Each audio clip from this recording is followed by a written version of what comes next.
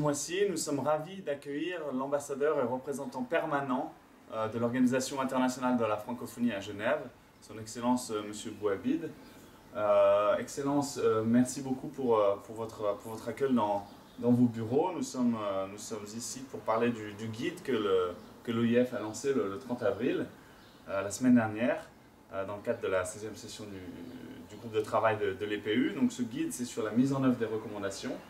Donc ce que nous aimerions avec vous, pour ces quelques minutes d'entretien, c'est d'abord que vous nous présentiez la mission de l'OIF auprès de l'EPU, quel est le travail de l'OIF vis-à-vis de l'EPU, puis après on parlera du guide plus précisément.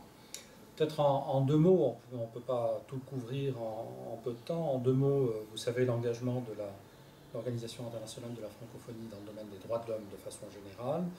Nous considérons le mécanisme de l'examen périodique universel comme un mécanisme nouveau qui permet effectivement de réaliser des avancées réelles sur le terrain. Je crois que la prise de conscience qu'il a engendrée dans les pays membres est réelle. Nous voyons par un certain nombre d'indicateurs, ne serait-ce que d'abord l'universalité de la participation des pays à ce processus, deux, par le niveau de représentation de chacun des pays au moment de la présentation de leur rapport, et puis le suivi qui en est fait aussi, sans parler de la dynamique qu'il a engendrée dans le processus de préparation de ces rapports.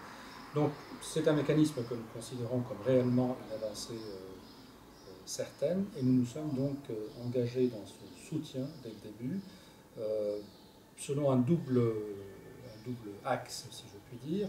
D'abord l'axe de la concertation entre les pays francophones autour de l'examen périodique universel, concertation qui s'est concrétisée non seulement par des échanges continus ici à Genève au niveau du groupe des ambassadeurs francophones, mais aussi sur le terrain, en rassemblant tous les acteurs impliqués dans le processus de l'EPU à trois occasions jusqu'à présent, en 2008 et en 2010 à Rabat, et en 2010 à Tunis. Et je souligne que le thème de ce dernier séminaire à Tunis en novembre 2011 était précisément sur la question de la mise en œuvre des recommandations de l'EPU. Donc ça, c'est au niveau de la concertation. Deux, il y a eu parallèlement une action forte d'appui et d'assistance aux pays qui le souhaitaient, qui nous ont saisis à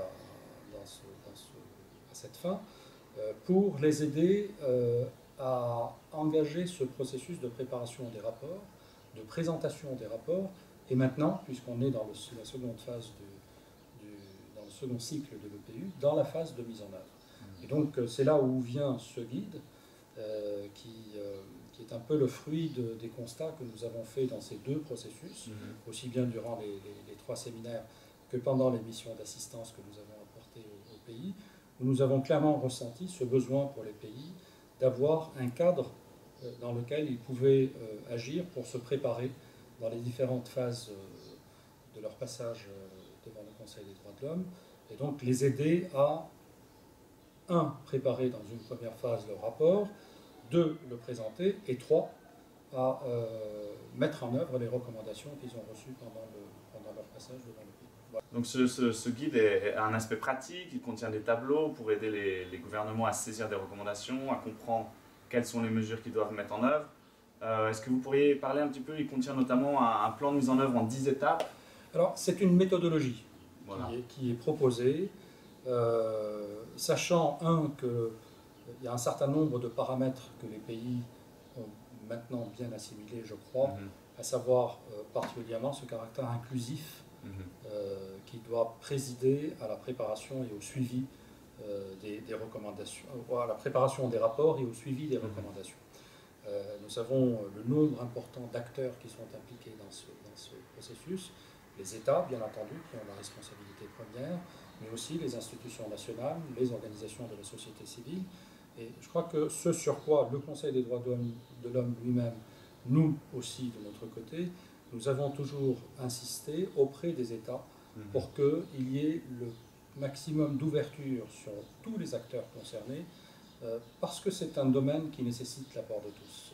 Aucun acteur ne peut à lui seul répondre à toutes les exigences, et chacun a fini par comprendre, je crois, aujourd'hui, l'importance et l'utilité de ce caractère inclusif. Donc le guide présente une méthodologie inclusive en 10 étapes, effectivement, où à partir du moment où les recommandations sont formulées par le Conseil, comment les États, en collaboration avec les autres acteurs impliqués, peuvent mieux s'organiser de la collecte de l'information jusqu'aux mesures concrètes de mise en œuvre de ces recommandations, les 10 étapes qu'ils peuvent suivre. Je crois qu'ils verront intérêt à la chronologie de ces 10 étapes, tant elles prennent en considération les contingences, si je puis dire, et la réalité de l'organisation des pays eux-mêmes, pour que les choses se passent de façon méthodologique, inclusive, et surtout qu'elles prennent en compte l'ensemble et la variété des recommandations qui sont... Donc ce guide, comme nous l'avons dit, est assez unique, hein. Il est le premier dans son genre à avoir ce côté pratique, il est très technique, il est très utile. Donc il a été publié la semaine dernière lors d'un événement parallèle à l'ONU, aux Nations Unies à Genève. Quelle va être ensuite sa distribution? Donc il est à destination première des États, mais également des autres parties prenantes qui peuvent s'en saisir, qui peuvent l'utiliser.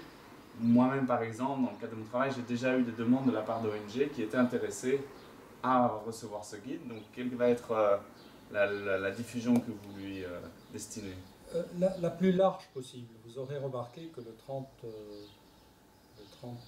avril, à l'occasion de cet événement parallèle, nous avons ouvert cet événement à l'ensemble des États membres des Nations Unies, francophones et non francophones, et à l'ensemble des organisations intergouvernementales, non gouvernementales, qui sont impliquées ou qui suivent de près ou de loin ce processus au pays. Donc notre souhait est de le mettre à la disposition de tous ceux qui peuvent en avoir besoin, certainement les États, certainement les acteurs nationaux, mais aussi tous ceux qui peuvent aider ces États et ces organisations à mettre en œuvre les recommandations de l'EPI.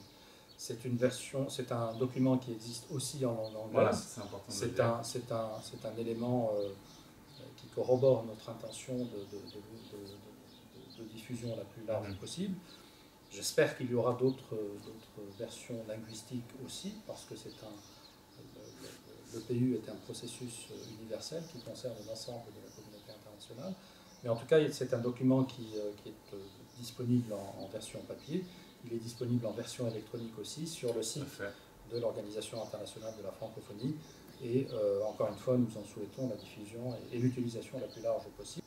Tout à fait. Bon, en tout cas, on essaiera nous-mêmes de diffuser cette information. Nous allons évidemment, nous espérons que cette vidéo également, cet entretien permettra de diffuser le plus largement possible ce guide qui, encore une fois, reçoit tout l'appui de notre organisation, parce que nous pensons vraiment que ce sera très utile pour tous les États et tous les acteurs de la société civile. Donc, bravo encore à l'OIF, merci encore, et puis nous espérons, nous souhaitons longue vie à ce guide. Nous aussi, et je voudrais adresser une mention spéciale pour la direction à la paix, démocratie, droits de l'homme, qui est à l'origine de ce projet au sein de l'Organisation internationale de la francophonie, qui a beaucoup travaillé avec toute une équipe pour l'élaboration et la mise à disposition enfin de ce document. Merci à vous. Merci, M. Massala.